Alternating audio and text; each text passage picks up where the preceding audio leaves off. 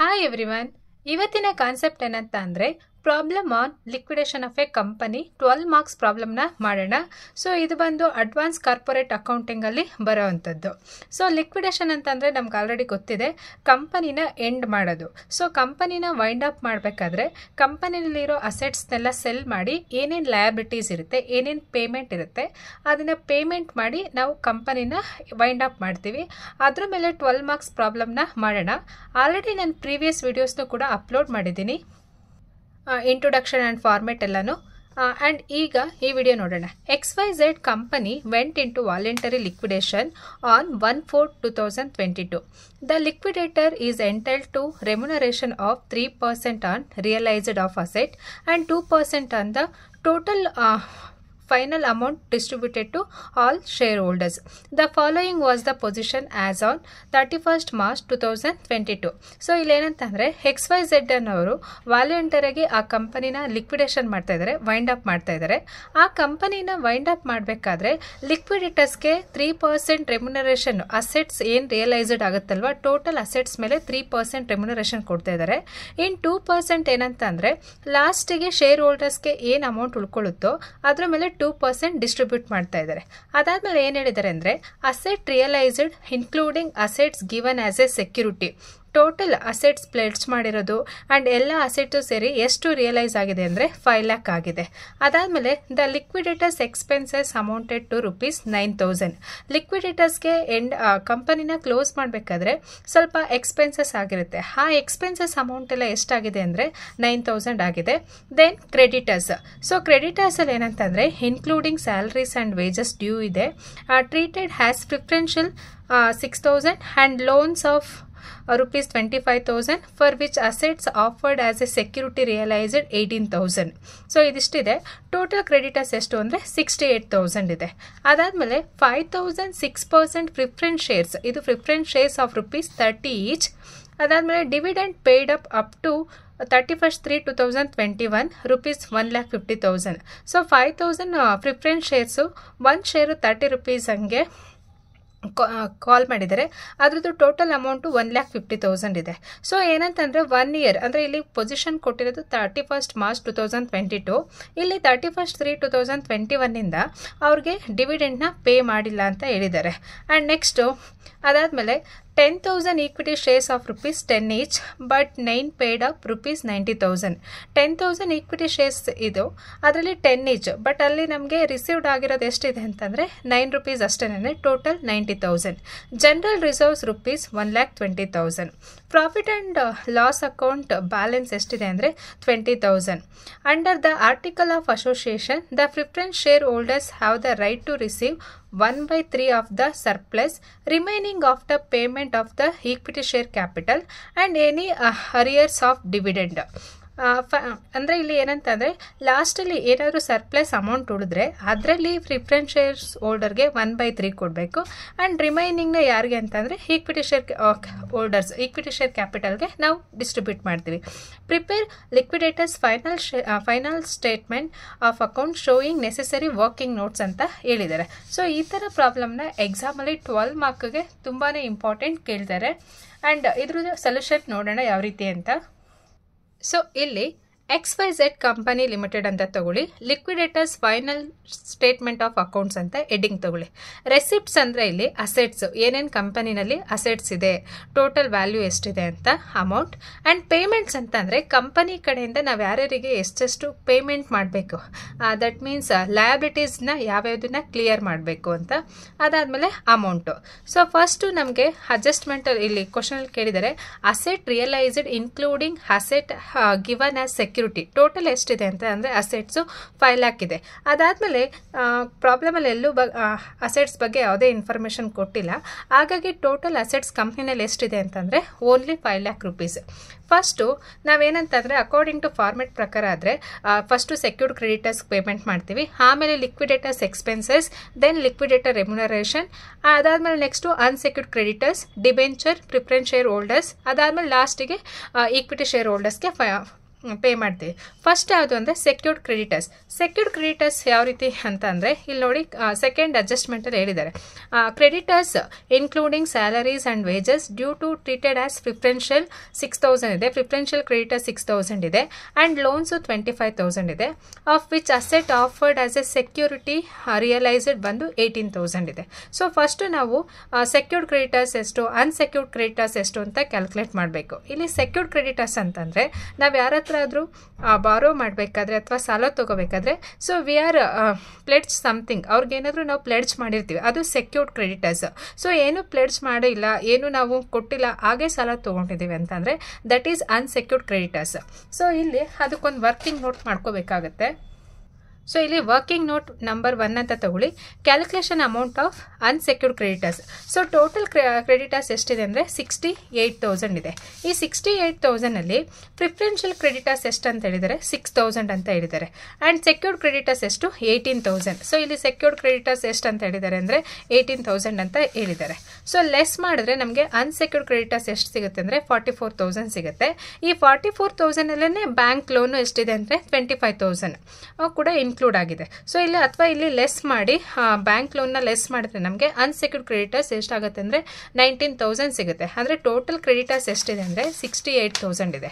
68,000ಅಲ್ಲಿ 6,000 preferential creditors, 25,000 loans ಮತ್ತು secured creditors 18,000. ಇದಿಷ್ಟನ್ನು less ಮಾಡಿದ್ರೆ ಅನ್ಸೆಕ್ಯೂರ್ಡ್ ಕ್ರೆಡಿಟರ್ಸ್ ಎಷ್ಟಿದೆ ಅಂದರೆ 19,000 ಇದೆ. ಸೊ ಇಲ್ಲಿ ಫಸ್ಟ್ ನಾವೇನಂತಂದರೆ ಪೇಮೆಂಟಲ್ಲಿ ಯಾವಾಗಲೂ ಕೂಡ ಸೆಕ್ಯೂರ್ಡ್ ಕ್ರೆಡಿಟರ್ಸ್ಗೆ ಫಸ್ಟು ಪೇ ಮಾಡ್ತೀವಿ. ಸೊ ನೀವು ಫಸ್ಟು ಪೇಮೆಂಟ್ಸಲ್ಲಿ ಸೆಕ್ಯೂರ್ಡ್ ಕ್ರೆಡಿಟರ್ಸ್ ಅಂತಲೇ ನೀವು ಪೇ ಮಾಡಬೇಕು. ಸೆಕ್ಯೂರ್ಡ್ ಕ್ರೆಡಿಟರ್ಸ್ಗೆ ಎಷ್ಟಾಗುತ್ತೆ ಅಂದರೆ 18,000 ಪೇ ಮಾಡ್ತೀವಿ. ಅದಾದಮೇಲೆ ನೆಕ್ಸ್ಟ್ ಸ್ಟೆಪ್ ಏನಂತಂದರೆ ಲಿಕ್ವಿಡೇಟರ್ಸ್ ಎಕ್ಸ್ಪೆನ್ಸಸ್ ರಿಲೇಟೆಡ್ ತೊಗೋಬೇಕು. ಆ್ಯಂಡ್ ಪ್ರಾಬ್ಲಮಲ್ಲಿ ಹೇಳಿದೆ ನೋಡಿ, ಲಿಕ್ವಿಡೇಟರ್ಸ್ ಎಕ್ಸ್ಪೆನ್ಸಸ್ ಎಷ್ಟಾಗಿದೆ ಅಂದರೆ the liquidator expenses amounted to ₹9,000 ಅಂತ ಹೇಳಿದ್ದಾರೆ. ಸೊ ಈ 9,000 ಲಿಕ್ವಿಡೇಟರ್ಸ್ ಎಕ್ಸ್ಪೆನ್ಸಸ್ 9,000 ಅಂತ ತಗೊಳ್ಳಿ. ಅದಾದಮೇಲೆ ನಾವು ಲಿಕ್ವಿಡೇಟರ್ಸ್ಗೆ ರೆಮ್ಯುನರೇಷನ್ ಪೇ ಮಾಡ್ತೀವಿ. First secured creditors, then liquidators expenses, then liquidator remuneration. Liquidator remuneration ಏನು ಹೇಳಿದ್ದಾರೆ ಅಂದರೆ 3% on asset realised and 2% on the total final amount distributed to share holders. First ಅಂದರೆ 3% ಆ್ಯಂಡ್ ಅಸೆಟ್ ರಿಯಲೈಸ್ಡ್. ಫಸ್ಟು 1 ಅಂತ ತೊಗೊಂಡು 3% of the assets realised ಎಷ್ಟಿದೆ, total assets 5 lakh ಇದೆ. 5 lakh ಮೇಲೆ ನೀವು 3% ಡೈರೆಕ್ಟಾಗಿ ನಾವು ರೆಮ್ಯುನರೇಷನ್ನ ಕೊಡ್ತಾ ಇದ್ದೀವಿ. ಎಷ್ಟು ಅಂತಂದರೆ 5 lakh ಮೇಲೆ 3% ಅಂದರೆ 15,000 ಆಗುತ್ತೆ. ಅದಾದಮೇಲೆ next 2% of the amount distributed to ಶೇರ್ ಹೋಲ್ಡರ್ಸ್ನ ಇದನ್ನು ಹಾಗೆ ಬಿಟ್ಟಿರಿ, ಇದನ್ನು ಲಾಸ್ಟಿಗೆ ಬರೀಬೇಕು. ಸೊ ಈ 8,000 ಏನಿದೆ ಆಮೇಲೆ ಕ್ಯಾಲ್ಕುಲೇಟ್ ಮಾಡ್ತೀವಿ. ಅದಾದಮೇಲೆ ನೆಕ್ಸ್ಟು ಏನಂತ ಅಂದರೆ ಪ್ರಿಫರೆನ್ಷಿಯಲ್ ಕ್ರೆಡಿಟರ್ಸ್ಗೆ ಪೇ ಮಾಡೋಷ್ಟು ಅಮೌಂಟ್ ಇದೆ. ಪ್ರಿಫರೆನ್ಷಿಯಲ್ ಕ್ರೆಡಿಟರ್ಸ್ ಎಷ್ಟು ಅಂದರೆ 6,000ನ ಪೇ ಮಾಡ್ತೀವಿ. ಅನ್ಸೆಕ್ಯೂರ್ಡ್ ಕ್ರೆಡಿಟರ್ಸ್ ಎಷ್ಟು ಅಂದರೆ 44,000 ಇನ್ಕ್ಲೂಡಿಂಗ್ ಬ್ಯಾಂಕ್ ಲೋನ್ ಎರಡನ್ನೂ ಸೇರಿಸಿ ನಾವು ಅನ್ಸೆಕ್ಯೂರ್ಡ್ ಕ್ರೆಡಿಟರ್ಸ್ ಅಂತ 44,000 ಬರಿಬೋದು. ಅಥವಾ ಅನ್ಸೆಕ್ಯೂರ್ಡ್ ಕ್ರೆಡಿಟರ್ಸ್ 19,000 ಅಥವಾ ಬ್ಯಾಂಕ್ ಲೋನ್ 25,000 ಬರೆದ್ರೂ ಕೂಡ ನಡೆಯುತ್ತೆ. ನಾನು ಒಟ್ಟಿಗೆ ಬರೆದಿದ್ದೀನಿ. ಅನ್ಸೆಕ್ಯೂರ್ಡ್ ಕ್ರೆಡಿಟರ್ಸ್ ಎಷ್ಟಿದೆ 44,000 ಇದೆ. ಸೊ ಇವಾಗ ನಾವೇನೇನು ಪೇಮೆಂಟ್ನ ಮಾಡಿದ್ದೀವಿ ಅದನ್ನಷ್ಟು ಲೆಸ್ ಮಾಡಿದ್ರೆ ನಮಗೆ ಪ್ರಿಫರೆನ್ಸ್ ಶೇರ್ ಹೋಲ್ಡರ್ಸ್ಗೆ ಎಷ್ಟು ಅಮೌಂಟ್ ಉಳ್ಕೊಳ್ಳುತ್ತೆ ಅಂತ ಗೊತ್ತಾಗುತ್ತೆ. ಅದ್ರ ಮೇಲೆ ನಾವು ಈ 2%ನ ಕ್ಯಾಲ್ಕುಲೇಟ್ ಮಾಡ್ತೀವಿ, ಈ 8,000. ಸೊ ಇವಾಗ ಏನಂತಂದರೆ secured creditors 18,000, liquidators expenses 9,000 and remuneration assets ಮೇಲೆ 5 lakh ಮೇಲೆ 3% ಅಂದರೆ 15,000, ಪ್ರಿಫರೆನ್ಷಿಯಲ್ ಕ್ರೆಡಿಟರ್ಸ್ 6,000, ಅನ್ಸೆಕ್ಯೂರ್ಡ್ ಕ್ರೆಡಿಟರ್ಸ್ 44,000. ಇದಿಷ್ಟನ್ನು ಪೇಮೆಂಟ್ ಆದಮೇಲೆ ಇನ್ನೇನು ಬ್ಯಾಲೆನ್ಸ್ ಉಳ್ಕೊಳ್ಳುತ್ತಲ್ವ ಅದ್ರ ಮೇಲೆ ನಾವು 2% ರೆಮ್ಯುನರೇಷನ್ನ ಲಿಕ್ವಿಡೇಟರ್ಸ್ಗೆ ಕೊಡಬೇಕು. ಇದನ್ನು ಯಾವ ರೀತಿ 8,000 ಕ್ಯಾಲ್ಕುಲೇಟ್ ಮಾಡೋದು ಅಂತಂದರೆ ಅದಕ್ಕೆ ವರ್ಕಿಂಗ್ ನೋಟ್ ಮಾಡ್ಕೋಬೇಕಾಗುತ್ತೆ. Working note number 2 calculation of liquidators remuneration ಅಂತ ಹೆಡ್ಡಿಂಗ್ ತಗೊಳ್ಳಿ. ಟೋಟಲ್ ರೆಸಿಪ್ಟ್ ಅಂದರೆ ಟೋಟಲ್ ಅಸೆಟ್ಸ್ ಅಮೌಂಟ್ ಎಷ್ಟಿದೆ ಅಂದರೆ 5 lakh ಇದೆ. ಅದರಲ್ಲಿ total payments up to unsecured creditors ತನಕ ಲೆಸ್ ಮಾಡಬೇಕು ನೀವು. ಸೊ ಯಾವ್ಯಾವ್ದಿದೆ ಅಂದರೆ 15,000 ಇಲ್ಲಿ 18,000 secured creditors, 9,000 liquidators expenses, 15,000 3% remuneration on asset realised and 6,000 preferential creditors and 44,000 unsecured creditors. So ಇದಿಷ್ಟನ್ನು ಟೋಟಲ್ ಮಾಡಿ 5 lakh ಇಂದ 92,000 ಲೆಸ್ ಮಾಡಿದ್ರೆ balance amount available to all share holders including remuneration ಎಷ್ಟು ಉಳ್ಕೊಳ್ಳುತ್ತೆ ಅಂದರೆ 4,08,000 ಉಳ್ಕೊಳ್ಳುತ್ತೆ. ಸೊ ಇದಕ್ಕೆ ಈ ರೀತಿ ಅಮೌಂಟ್ ಮೇಲೆ ನಾವು ಲಿಕ್ವಿಡೇಟರ್ಸ್ ರೆಮ್ಯುನರೇಷನ್ ಕ್ಯಾಲ್ಕುಲೇಟ್ ಮಾಡೋಕ್ಕೆ ಒಂದು ಫಾರ್ಮುಲಾ ಇದೆ. ಏನಂತಂದರೆ amount available to into rate into divided by 100 plus rate ಅಂತ. ಸೊ ಇಲ್ಲಿ amount available to share holders ಎಷ್ಟಿದೆ ಅಂದರೆ 4,08,000 ಇದೆ. Into rate ಎಷ್ಟಂದರೆ 2%. 100 ಪ್ಲಸ್ 2 ಅಂದರೆ 102 ಬರುತ್ತೆ. 4,08,000 ಇಂಟು 2 ಡಿವೈಡೆಡ್ ಬೈ 102 ಮಾಡಿದ್ರೆ 8,000 ಬರುತ್ತೆ. ಈ 8,000 ಅಮೌಂಟನ್ನು ಆಮೇಲೆ ಫೈನಲ್ ಆಗಿ ಇಲ್ಲಿ ಬರಿತೀವಿ. ಅಂದರೆ 2% amount distributed to all share holders ಎಷ್ಟಂದರೆ 4,08,000 ಇಂಟು 2 ಡಿವೈಡೆಡ್ ಬೈ 102. ಸೊ ಅಲ್ಲಿಗೆ ಇದಿಷ್ಟನ್ನು ಕೂಡ ನಾವು secured creditors, liquidators expenses, remuneration ಮತ್ತು ಪ್ರಿಫರೆನ್ಷಿಯಲ್ ಕ್ರೆಡಿಟರ್ಸ್, ಅನ್ಸೆಕ್ಯೂರ್ಡ್ ಕ್ರೆಡಿಟರ್ಸ್ ತನಕನೂ ಕೂಡ ಪೇಮೆಂಟ್ ಮಾಡಿದ್ದೀವಿ. ಇದಾದಮೇಲೆ ನೆಕ್ಸ್ಟು ಕಂಪನಿನಲ್ಲಿ ಯಾರಂತ ಅಂದರೆ ಇನ್ನು ಪ್ರಿಫರೆನ್ಷಿಯಲ್ ಕ್ರೆಡಿಟರ್ಸ್ಗೆ ಇದೆ. ಮತ್ತು ಅದಾದಮೇಲೆ ನೆಕ್ಸ್ಟ್ ಎಷ್ಟಿದೆ ಅಂತಂದರೆ ಈಕ್ವಿಟಿ ಶೇರ್ ಹೋಲ್ಡರ್ಸ್ ಇದೆ, ಅವರಿಗೆ ಪೇ ಮಾಡಬೇಕು. ಸೊ ಇಲ್ಲಿ ತನಕ ಆದಮೇಲೆ ನೆಕ್ಸ್ಟ್ ಹೆಡ್ಡಿಂಗ್ ಏನಂತಂದರೆ ಪ್ರಿಫರೆನ್ಸ್ ಶೇರ್ಸ್ ಹೋಲ್ಡರ್ಸ್. ಯಾಕಂದರೆ ಕಂಪನಿಯಲ್ಲಿ ನಾವು ಫಸ್ಟ್ ಪ್ರಿಯಾರಿಟಿ ಯಾರಿಗೆ ಕೊಡ್ತೀವಿ ಅಂತಂದರೆ ಪ್ರಿಫರೆನ್ಸ್ ಶೇರ್ ಹೋಲ್ಡರ್ಸ್, ಅವ್ರದ್ದಾದಮೇಲೆ ಈಕ್ವಿಟಿ ಶೇರ್ ಹೋಲ್ಡರ್ಸ್ ಕೊಡ್ತೀವಿ. ಯಾಕಂತಂದರೆ ಪ್ರಿಫರೆನ್ಸ್ ಶೇರ್ ಹೋಲ್ಡರ್ಸ್ಗೆ ಫಿಕ್ಸ್ಡ್ ರೇಟ್ ಆಫ್ ಡಿವಿಡೆಂಟ್ ಕೊಡಬೇಕಾಗುತ್ತೆ. ಈಕ್ವಿಟಿ ಶೇರ್ ಹೋಲ್ಡರ್ಸ್ ಮೀನ್ಸ್ ಅವರು ಕಂಪನಿ ಓನರ್ಸ್ ಆಗಿದ್ದಾರೆ. ಪ್ರಾಫಿಟ್ ಆಗಲಿ ಲಾಸ್ ಆಗಲಿ at the end of the moment they are going to distribute the remaining balance. But we have to pay the preference share ಹೋಲ್ಡರ್ಸ್ಗೆ first pay ಮಾಡಬೇಕಾಗುತ್ತೆ. For them we have to give the first priority. So ಇಲ್ಲಿ ಅದಕ್ಕೆ ಯಾವ ರೀತಿ ಅಂತ ಅಂದರೆ preference share ಹೋಲ್ಡರ್ಸ್ಗೆ total and ಪ್ರಾಬ್ಲಮಲ್ಲಿ ಒಂದು ಅಡ್ಜಸ್ಟ್ ಹೇಳಿದ್ದಾರೆ. Under the article of association the preference share holders have to right to receive the 1/3 of the surplus remaining after repayment of the equity share capital and any arrears of dividend ಅಂತ.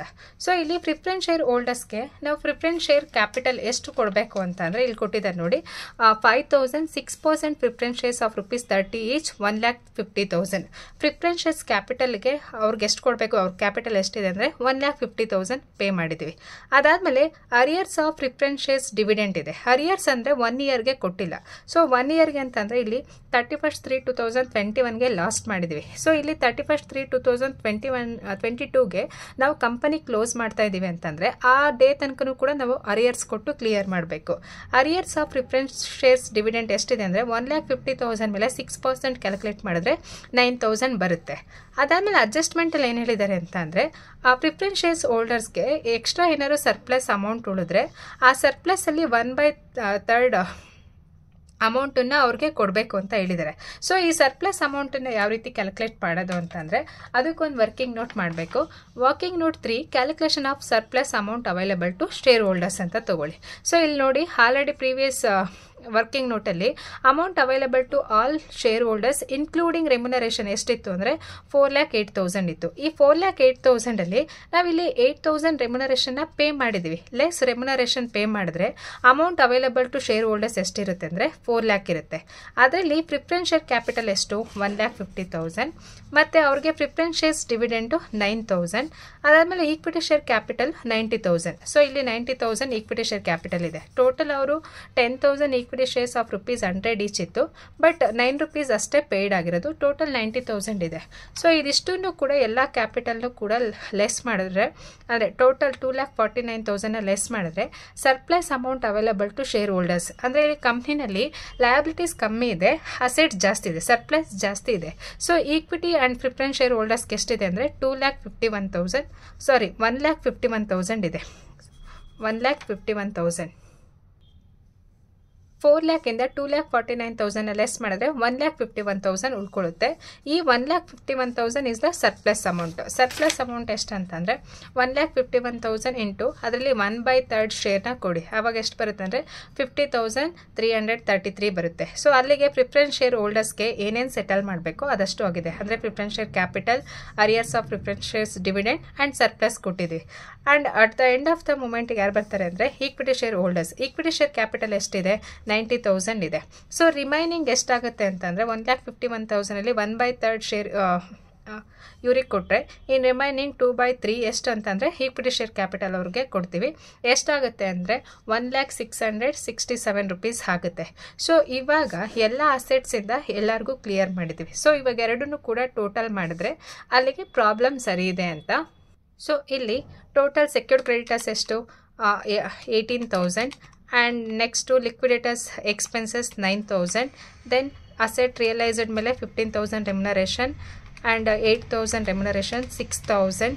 Then 44,000 unsecured creditors, 1,50,000 preferential capital and 9,000 dividend.